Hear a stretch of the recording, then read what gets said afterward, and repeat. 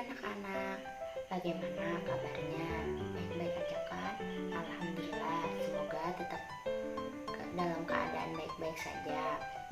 Nah anak-anak, dalam masa pandemi sekarang tetap menjaga kesehatan ya. Jangan lupa mencuci tangan dimanapun. Kemudian saat keluar rumah jangan lupa menggunakan masker dan tetap menjaga jarak. Nah, sebelum kita memulai pelajaran hari ini, marilah kita berdoa bersama-sama. Berdoa dimulai dengan mengucap basmalah. Bismillahirrohmanirrohim. Nah, anak-anak, apakah kalian ingat materi sebelumnya tentang Abu Bakar As-Siddiq, sang pemberani?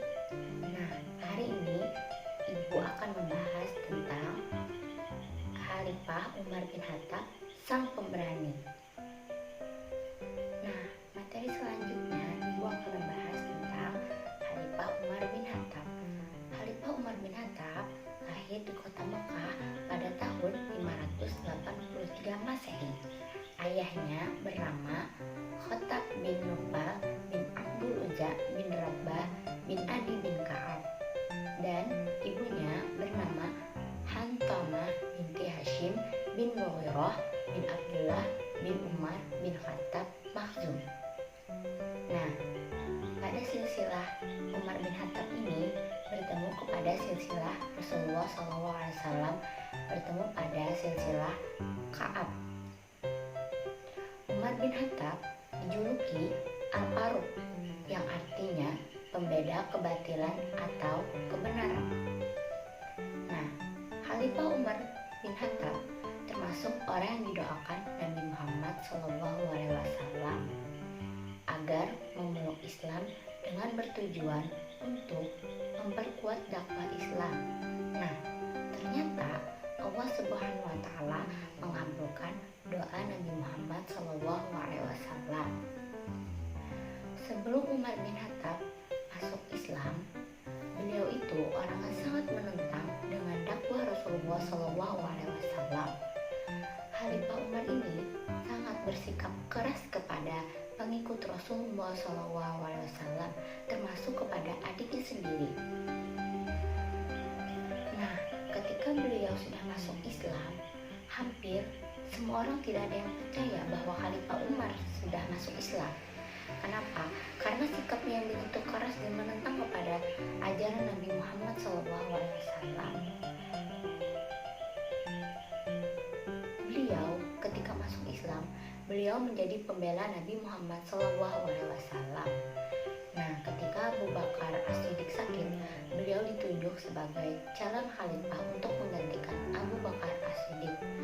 Kaum muslimin sangat senang akan berita itu. Pada tahun 13 Hijriah bertepatan dengan tahun 634 Masehi, Khalifah Umar bin Khattab dibaiat sebagai khalifah kedua. Umar bin Khattab berhasil memimpin dari tahun 13 Hijriah 634 Masehi sampai dengan 23 Hijriah atau 644 Masehi. Nah, Khalifah Umar bin Khattab wafat pada tahun bulan Zulhijjah, yaitu tahun 23 Hijriah. Nah, makam beliau bersebelahan dengan makam Nabi Muhammad SAW dengan makam Abu Bakar As-Siddiq. Nah, adapun materi yang kedua tentang kepribadian Umar bin Khattab. Khalifah Umar bin Khattab dikenal sebagai saudagar kaya raya. Beliau mahir berdagang sampai keluar Jazirah Arab. Nah, beliau sangat dihormati di kalangan kaum Quraisy. Beliau itu seorang yang pemberani, tegas dan suka berbicara apa adanya, punya kemauan yang kuat dan sedikit bersikap keras. Beliau tidak pernah takut berhadapan dengan siapapun. Bila ada yang menyakiti Nabi Muhammad SAW, maka beliau akan melawannya. Nah, ada cerita pada saat Nabi Muhammad SAW dan sahabat lainnya melakukan hijrah dari kota Mekah ke kota Yathrib dengan cara sembunyi-sembunyi, tapi Khalifah Umar bin Khattab melakukannya dengan secara terang-terangan. Bahkan beliau menentang orang kafir Quraisy yang berani menghalangi hijrah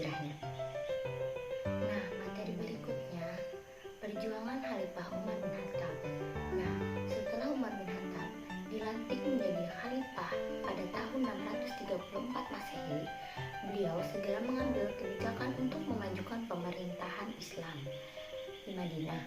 Nah, selain itu, beliau ingin memperluas wilayah kekuasaan Islam, kemudian memperbaiki struktur pemerintahan Islam, dan juga memperbaiki keadaan ekonomi Islam. Nah, di antara usaha-usaha yang dilakukan Umar bin Khattab ketika beliau menjadi khalifah adalah sebagai berikut. Yang pertama, mendirikan lembaga-lembaga yang mengatur bidang sosial dan hukum. Nah, lembaga-lembaga yang telah dibuat oleh Umar bin Khattab contohnya seperti lembaga pengaturan air, pengaturan makan, lembaga-lembaga yang untuk mengatasi masalah-masalah kaum muslimin yang semakin berkembang seperti pajak dan lain-lainnya. Yang kedua, ada mendirikan Baitul Mal. Baitul Mal adalah lembaga yang bertugas untuk menyimpan dan membagikan kekayaan yang dimiliki oleh pemerintahan untuk keperluan kaum muslimin.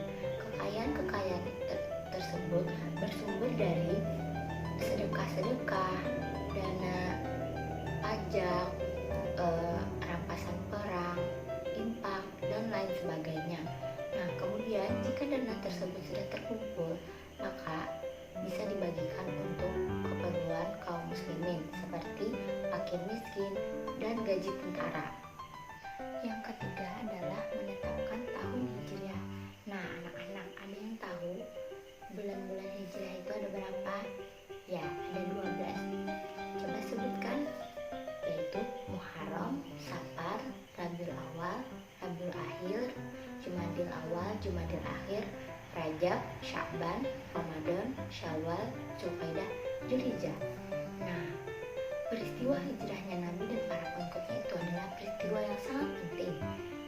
Nah, Umar bin Khattab menetapkan kalender Hijriah yaitu ketika permulaan Nabi Muhammad SAW hijrah ke Madinah. Nah, ada juga bulan Masehi. Bulan Masehi ada 12. Tahu kan anak-anak? Lalu kemudian yang keempat, membuat mata uang. Yang kelima, membangun angkatan perang. Dan yang keenam, mengatur gaji pegawai dan tentara. Nah, anak-anak, Ibu ingin kalian memperhatikan video yang Ibu tayangkan ini ya. Tolong perhatikan dengan baik-baik. Pertumbuhan kebudayaan Islam pada masa Khalifah Umar bin Khattab. Siapa sih yang gak kenal Umar bin Khattab? Ya, Umar ibnul Khattab bin Nufail al-Quraisy yang berasal dari suku Adi. Beliau adalah salah satu sahabat Rasul yang merupakan Khulafaur Rasyidin. Beliau juga terkenal dengan sifatnya yang tegas, bijaksana, dan pemberani. Selain itu, beliau juga mendapatkan gelar Amirul Mukminin yang berarti pemimpin orang-orang yang beriman, dan Al-Faruq yang berarti pemisah antara yang benar dan yang batil. Sebelum memeluk agama Islam, Umar sempat geram melihat pertumbuhan Islam yang berkembang cepat di Mekah. Berbagai macam lapisan masyarakat dengan mudahnya menerima Islam, mulai dari hamba-hamba sahaya hingga orang-orang terpandang di Mekah. Semenjak Umar bin Khattab masuk Islam, penyebaran Islam bertambah pesat dan beliau selalu menjadi barisan terdepan dalam membela Islam.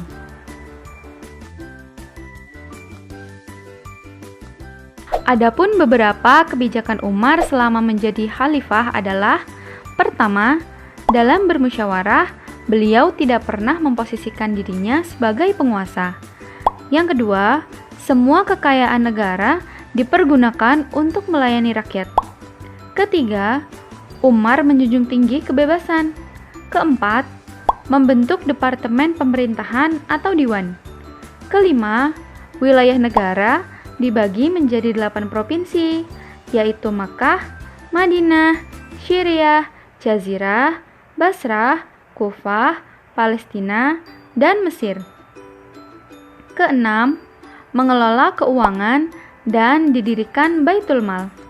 Ketujuh, sumber pendapatan negara dari zakat, fai, dan ghanimah. Kedelapan, pembayaran gaji dan pajak tanah. Kesembilan, masalah pajak dibagi menjadi dua kelompok, yaitu muslim dan non-muslim. Dan yang ke-10, pemberlakuan ijtihad, antara lain 1. Tidak melaksanakan hukuman potong tangan terhadap pencuri yang terpaksa mencuri demi membebaskan dirinya dari kelaparan. 2. Menghapuskan bagian zakat bagi para mu'alaf. 3. Menghapuskan hukum nikah mut'ah yang semula diperbolehkan dan sampai sekarang masih diakui atau masih diperbolehkan oleh orang-orang Syiah. Nah, setelah kalian memperhatikan video yang ibu tayangkan tadi, apakah kalian sudah paham dengan materi hari ini, yaitu tentang Umar bin Khattab sang pemberani? Nah, kalau kalian sudah paham, kalian bisakah menjawab pertanyaan dari ibu? Maka jawablah soal yang akan ibu berikan dengan baik dan benar.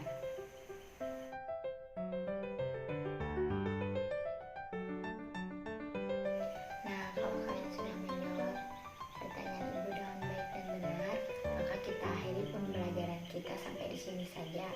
Mari kita akhiri pembelajaran kita dengan mengucap hamdalah, alhamdulillahirabbil alamin. Nah, kalau sudah mengerti, jangan lupa ya untuk dibaca lagi materinya supaya ingat dan melekat di otak. Ya, gitu ya. Sekian, itu saja yang saya sampaikan. Wabillahi taufiq wal hidayah. Wassalamualaikum warahmatullahi wabarakatuh.